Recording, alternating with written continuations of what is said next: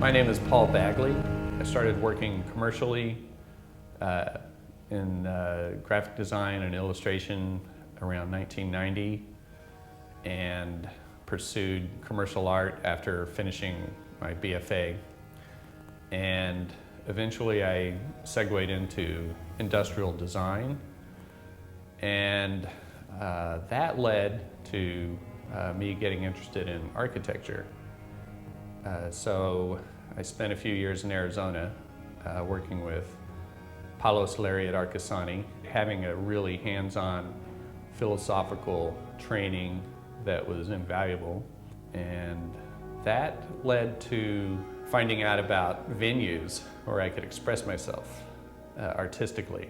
And so in the mid-90s I started going to Burning Man and showing work. And also eventually started showing work in Tucson with the All Souls procession that started out with about 100 to 200 people, and now it's grown to 20,000 people. So clearly there's a need for public cultural events like that. Art school was great, and it allowed me to explore other mediums that I ordinarily wouldn't explore. I was always focused on getting a certain degree that I felt like was pragmatic. However, when I was in art school, I got a lot of good feedback in sculpture, and I really liked it. I really liked sculpture. That's where I started to explore abstract ideas, or take ideas and make them more primitive, and working with just raw materials like clay. And that really opened me up artistically, and that still reverberates with me to this day.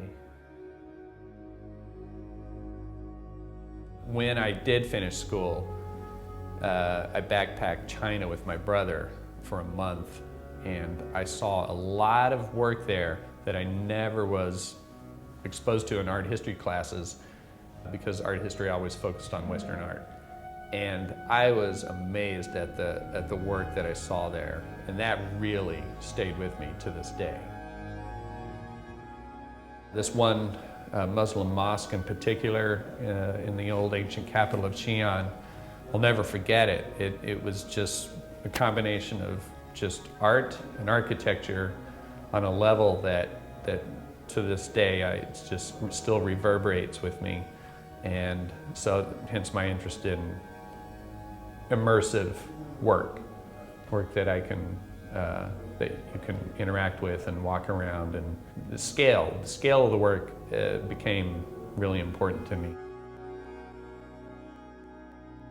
There's a deep-rooted environmental activist inside me that finally made its way into my artwork through using impoverished materials. By giving an impoverished material a new life, I think is important. I mean, we live in a material world. There's tons of stuff laying around that has no purpose anymore. And it's interesting because technology keeps advancing, rendering a lot of things around us useless.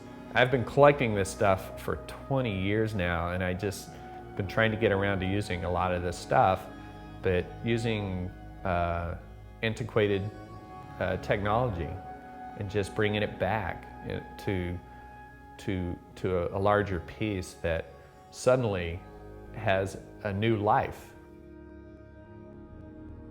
While living out west, a lot of the wide open spaces, in Oklahoma too, western Oklahoma, everything westward from this point just created this sort of opportunity for land art. And I became aware of the land art movement back in the 90s, and I've always wanted to be a part of that, but I didn't know how to be a part of it because it's quite an undertaking. So I did manage to show work in Nevada on the playa, and that was a nice canvas to display my work. I'd like to be able to show more work in remote places that are hard to get to, that kind of create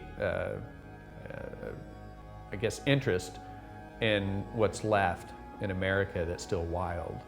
In a sense, you know, there is no beginning and there is no end. And I like to compare like this opportunity to make art in my life to the life cycle of the monarch butterfly.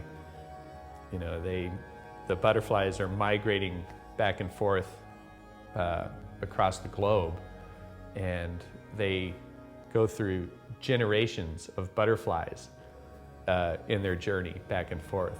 It's just there's this larger picture going on, this mystery of life that I'm exploring. I tend to want there to be some sort of purpose or end point of the work, so that there's a takeaway, not just some visual candy that seems to be, we just keep reinventing ourselves that way, but something that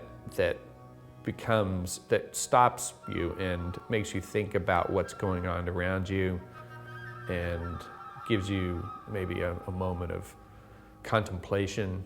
It seems like we live in a hyperactive world, and I think we just need to sometimes slow down and just rest our minds a little bit. And I think art does that. Art can help you just slow down and think about what's really important.